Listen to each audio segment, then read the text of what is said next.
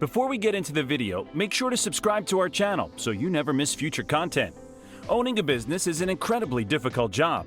Everything that can go wrong will go wrong, and just when you think you have a handle on things, a curveball inevitably comes out of nowhere. But that doesn't stop people from creating new businesses, and it doesn't stop those businesses from thriving. If you're in a good place with your business, you need to think about how you're going to continue to grow and improve, because if you aren't, you'll end up staying stagnant, which can be just as detrimental as declining. The problem is, figuring out how to scale your business isn't as easy as it sounds. That's why we did the research for you. Check out our recommendations below. Plan ahead on investments. Planning ahead on your future investments is a key way to be both frugal and rational. Impulse purchases are usually a bad business decision, so it's crucial that you figure out whether or not an investment is going to be useful or not. Having regular meetings and keeping track of your business earnings is a good way to answer that question. When you pinpoint your shortcomings, you're able to then assess what you need to fix them, and then budget for those investments.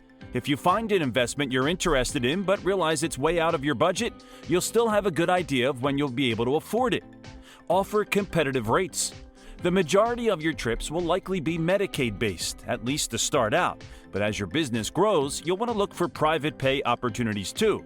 Before you can do this, you need to figure out the rates you'll charge per trip. This decision is tricky because it needs to be both strategic and practical.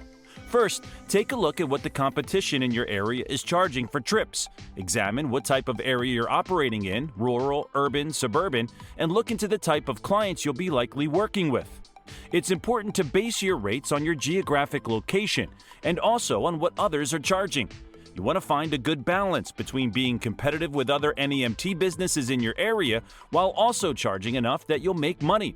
It's a fine line, and sometimes it takes a bit of trial and error to end up in a good spot. But when you find a rate that works for your business, it's well worth the time and effort. Develop a unique brand. In order to stand out from your competition, you need to create a brand that's unique to your business's mission. If you don't have a marketing or advertising background, it's easy to glaze over this step and say you'll revisit it later. But this line of thinking is dangerous. Without a brand story and image, your company has no defining qualities when put up against a competitor. Obviously, this is a problem because it means 9 times out of 10, a potential passenger will choose the brand with the interesting story.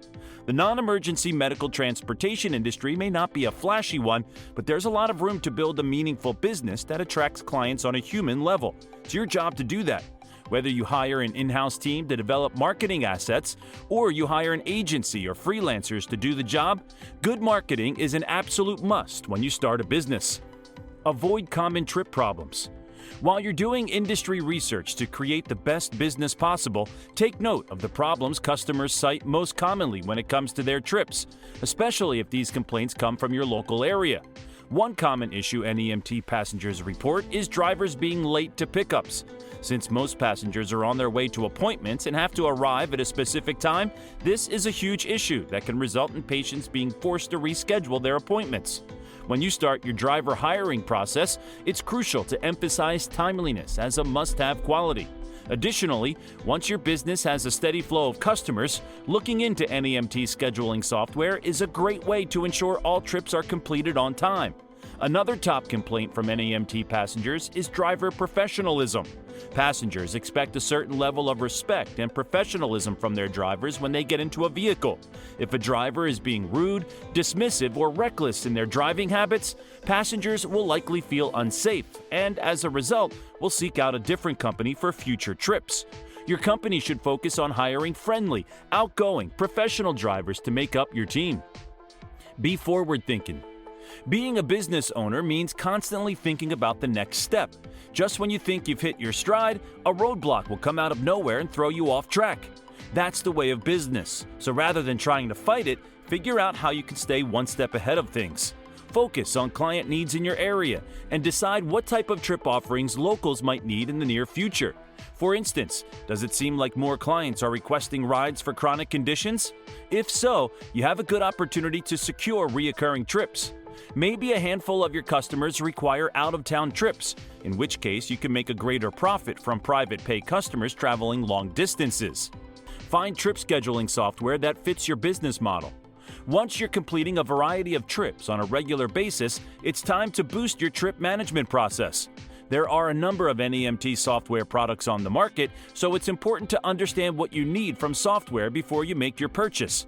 Investing in software helps you automate your scheduling, routing, billing, and dispatching processes for an overall more efficient process. If you liked the video, please give it a like, and if you're new here, feel free to subscribe.